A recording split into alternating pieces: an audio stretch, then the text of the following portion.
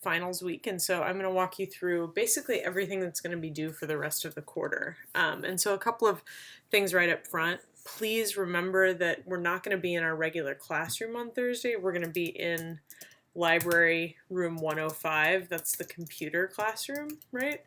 And so you'll need to meet there at 10:30 on next Thursday just to make sure that you're in the right spot. And so the reason we're going to meet in the computer lab, there's a couple of things we're going to work on. So we'll work on our portfolios and getting those all set up, and then we'll also do course evaluations. And so I need you guys to be at a computer for that, and so we'll be in library room 105, the computer classroom. So but before then, you've got a couple of things. So your main goal this week is to finish your full draft of the major paper. Okay, and so on Tuesday night by 11:59, you need to send your full draft of that paper to your partners. Okay, and so I'll show you what I'm asking for on the full draft workshop. So 5+ pages is the goal. And the reason I really want you guys to go ahead and just get those pages knocked out is because you're going to need the time to work on your portfolio, critical reflections, and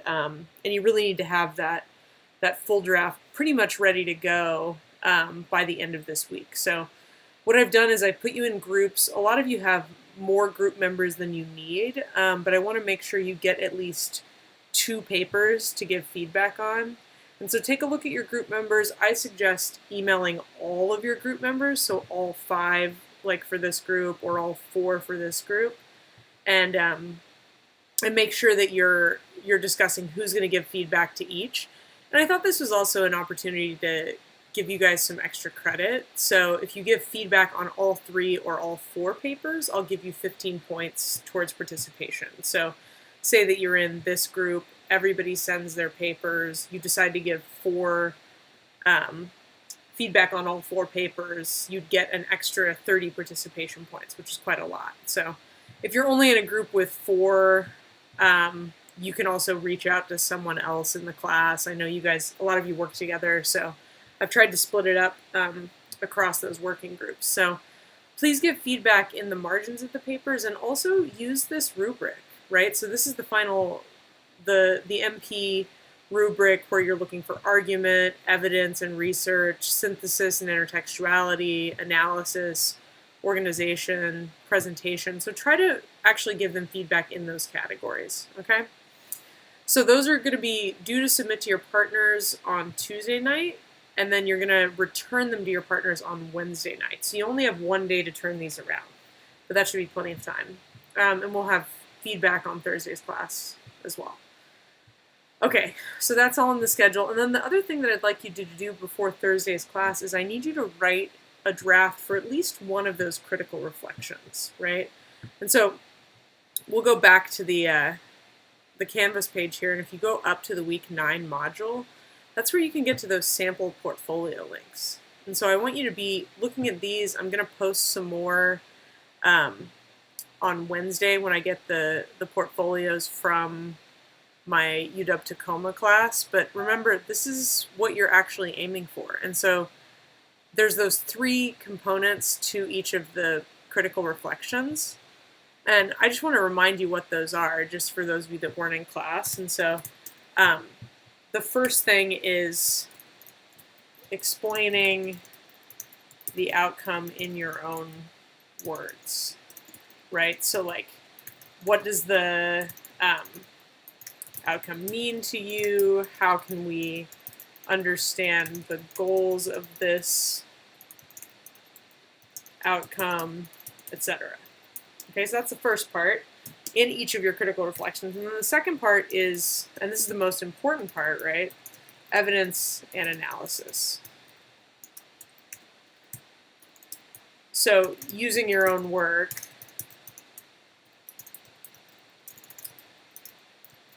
how can you make an individual argument for meeting the outcome goal?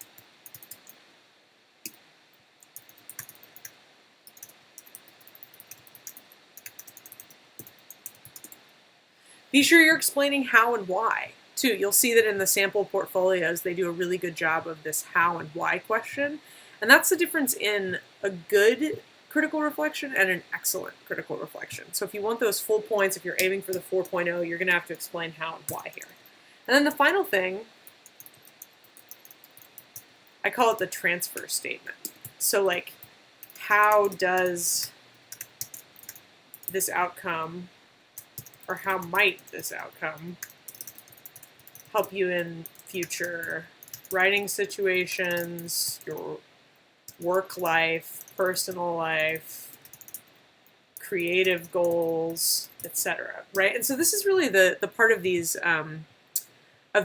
critical reflections that's super personal, right? It's going to be different for everybody. So like, what have you really taken away from the class, right, with this outcome in mind? How's it going to help you in future writing situations, or maybe even just future classes too, right? So keep that all in mind as you're trying to draft the transfer statement at the end. And I've included these 3 portfolios because they do a really nice job of describing how and why the outcome they're discussing is going to transfer outside of the class. And so spend some time thinking about that. I mean, I'm hoping you guys can bring in drafts on Thursday of at least one of these critical reflections. If you want to bring in more, that's fine too, but please bring one to work on, right? So have it available on Google Docs or print it out, whatever. So after that, this is something to keep in mind. You're going to have a full week to work on the portfolios and the MP final draft, right? So our last class is actually Thursday in that library classroom. And in between Thursday this week and Thursday, June 14th, you need to complete 3 things. You need to complete your portfolio, right, with your critical reflections in every single one of those course outcomes. And then you need to include your MP final draft, okay? And so I'm asking you to put that into the portfolio, let me know where it is, and you're going to include the self-evaluation like we always do, because I want to see how you're thinking about your final draft of the MP before I read it. So all of that is going to make up your portfolio grade, so it'll be the final major paper and then the outcome reflections, right, and the way that you're using your own work. And so remember, I showed you guys this in class, but I want to go back over it for those of you that were gone. We've got, let me go back to the grading guidelines here. Okay, I'll put it up here. Give me 1 second. Okay, great. So here's that grading grid, right? And basically what happens is each of these categories gets scored. And so we can actually add in, let's add in 1 more row below here for the MP final draft, right? And so we'll score each of those categories, right? You'll find out what you get on each of those. So let's just put in a couple of scores here. 2.7 on that one. Maybe you did really well with that outcome. Your final draft was awesome, so it was a 3.7, right? And so basically all of these are going to get filled in. You're looking at something like this, okay? Let's say this was strong too.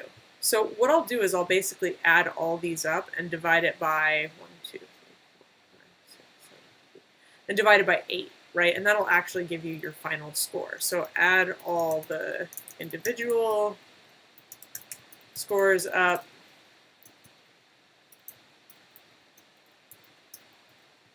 Divide by 8 equals final portfolio score. Okay, and we'll go over this again in class. Remember, I also handed out the grading guidelines, and this is really useful for you to sort of read through what makes a strong portfolio, an outstanding portfolio, good portfolio, all the way through. Okay, and we'll do a little bit of mock grading, I'm hoping, again in class on Thursday. So please be on time. Please come to class ready to do that work and bring your critical reflections to class as well. So if you've got any questions, let me know. Remember the things that are going to be due on the 14th. I need your portfolio link. I need your MP final draft. And your course evaluations are also due that day. So we'll have time to do that in class. Don't worry too much about it. But if you want to complete these early, keep in mind that this is a really important component for me. This helps me know what's working in the class, what needs to change in the next version of this I do. And it's especially important because this is the first time I've taught 102 this at South. And so for me, these course evaluations are really important.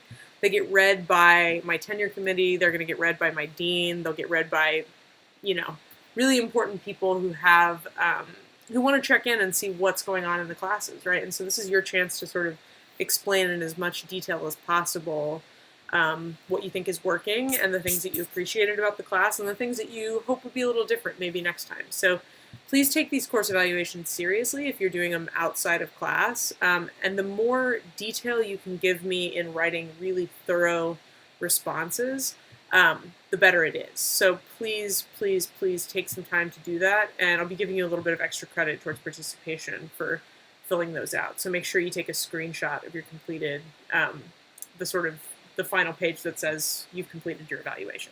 Okay? Great, so please email me with any questions, and I'll see you guys in the computer classroom on Thursday.